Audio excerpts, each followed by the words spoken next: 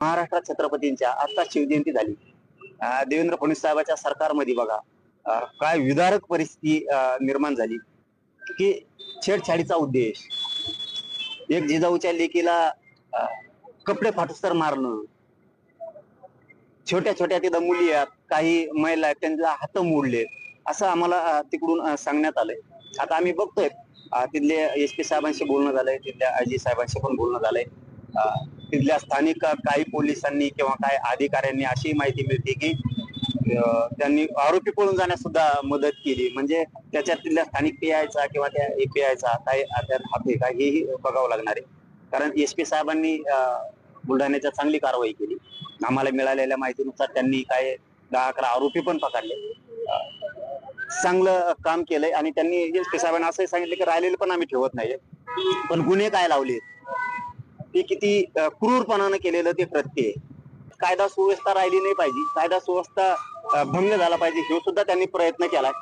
दंगल कशी घडल राज्यात, जातीय तेढ निर्माण कसा होईल हे सुद्धा त्यांनी प्रयत्न केलाय। त्याही कलमा लावल्यात का आम्हाला बघणं खूप गरजेचं आहे। ह्या सुद्धा पैदाशी इतका माज या राज्यात असू शकतो, ही सरकारला सुद्धा काळीमा फासणारी गोष्ट आहे। ही सरकारचा सुद्धा एक प्रकारचा अपमान आहे। सरकारचा सुद्धा देवेंद्र फडणवीस साहेबांच्या सरकारचा सुद्धा अपमान आहे की छत्रपती शिवरायांच्या पुतळा उकडून फेकायच्या तयारीत लोक आले आणि तिथं रक्षणासाठी छत्रपतींचा पुतळा उचलून फेकू नये म्हणून तिथं एक मुलगी आली, तर त्या मुलीच्या अंगावरती कपडे फाडून टाकले, पूर्ण कपडे फाडले आणि नंतर मारलं आणि तिच्या अंगावरती सुद्धा जखमा आहेत असं त्यांनी आता सांगितलंय की तिच्या अंगावर सुद्धा अशा जखमा आहेत। म्हणजे ती तिच्या काय आता अतिप्रसंग करायचा होता की काय काय वाईट भावना आणि त्यांनी तो प्रयोग केला, त्यामुळं त्यांच्यावरती 307 होणे खूप गरजेचं आहे। एक 10-12 वर्षाची मुलगी आहे, तिच्या नरडेल सगळे नखा लागले, म्हणजे नरडं दाबून तिला मारायचं होतं का, 2-3 घंटे तिला बाहेर घेऊन गेले, म्हणजे अपहरण सुद्धा होतं, ती पोस्को सुद्धा दाखल होतोय त्याच्यावरती।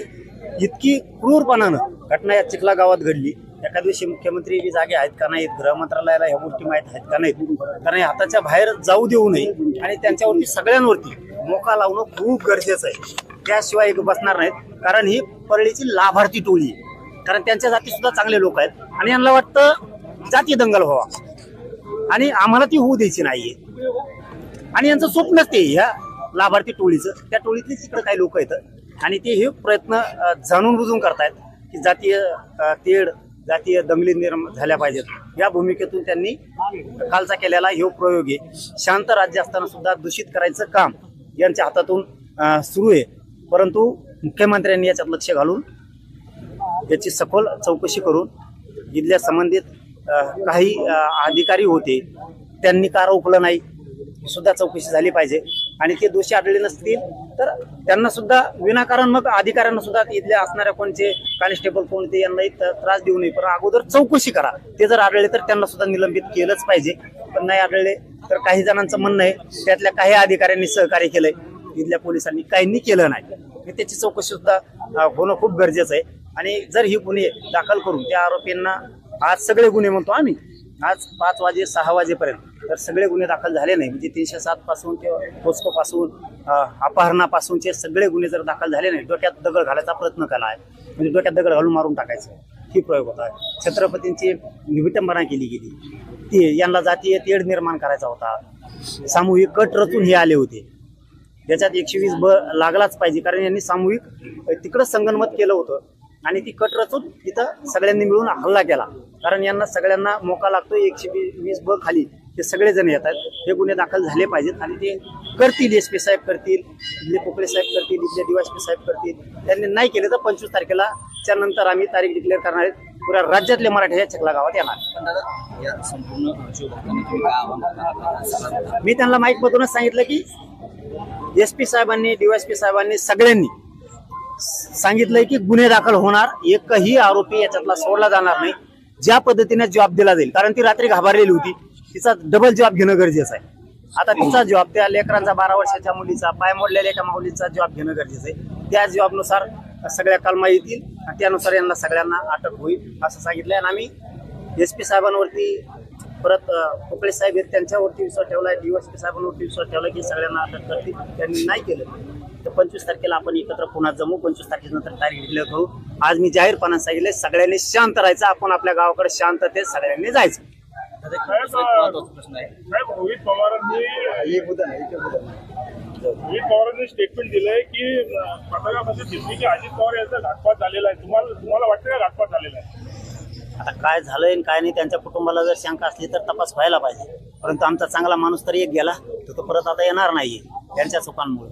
पण यांना वाटत असलं तर चौकशी झाली पाहिजे. तर एक महत्वाचा प्रश्न, स्वर्गवासी संतोष देशमुख यांचे जे भाऊ आहेत, धनंजय देशमुख यांनी कसा आरोप केला की जो कृष्ण आंधळे आहे हा 3 वेळा गावात येऊन गेला. मसाजोग मध्ये काही गंभीर बाब आहे. त्याच्यावरती तर एक गृहमंत्र्याला कळवायला लागलं की जर एक कुख्यात गुंड ते आरोपी फरार झाला तो जर मसाजोग मध्ये येऊन गेला असं तरी गंभीर बाब आहे. त्या कुटुंबाला धोका आहे. आणि यांचं काय झालंय बघा आता या टोळीचा पुरा खेळ संपत आलाय जवळपास. ही जे लाभार्थी टोळी होती ना, खून करणे, अपहरण करणे, जमीन बळकावणे, जमीन बळकावल्याच्या नंतर त्यांनी त्या राखा वाळू हे काढणे, पीक विमे लोकांच्या नावावर महाराष्ट्रभर काढून पैसे काढणे, ही टोळी जवळपास जेलमध्ये जात आली. त्यामुळे त्यांना ना आता काही सुचतच नाही, खायला काही मिळत नाही. त्यामुळं हे असे कृत्य घडून आणायला लागले. आता महादेव मुंडेंचं प्रकरण मला वाटतं त्याच्यात सुद्धा नार्को टेस्ट आताच फोन होता. नार्को टेस्ट त्या आरोपींची झाली. आता त्याच्यातही पुढे येईलच आता. कारण हे यांनी एवढी चूक केली ना धनेनी यांनी ही विनाकारण ही असली टोळी वाढून ठेवलीमुळं त्यांच्या जातीच्या मुळावर आल्या. आता या गुंडगिरीची यांना सवय लागली. पैसा कमवणे, गुंडगिरी करणे आणि त्याच्यातून राजकारण करणे. आणि आता काय झालंय ते सगळं बंद झालंय. त्यामुळे हे पूर्ण बिथरलेवणी झाले. आणि तीच लाभार्थी टोळी आता ह्या 2 नेत्याच्या अशी मुळावर आली. यांच्यापासून मराठा समाज तुटायला लागला, दलित मुस्लिम तुटायला लागला, यांच्यापासून बंजारा समाज लांब जायला लागला, त्यांच्यापासून सगळे लोक लांब जायला लागले. आणि त्यांच्याही जातीत आता कुजबूज सुरू झाली की ह्या लाभार्थी टोळी या धनेनी यांनी तयार केली. याच्यामुळे आपली जात बदनाम व्हायला लागली. कारण आमची मराठा समाज त्या जातीवर इतकी माया करायचा, इतकी इज्जत करायचा त्यांची. पण यांनी असले प्रकरण सुरू केल्यापासून लोक त्यांची माया इज्जत करीना. आणि हे त्यांच्या जातीच्या हुशार लोकांच्या लक्षात यायला लागलं.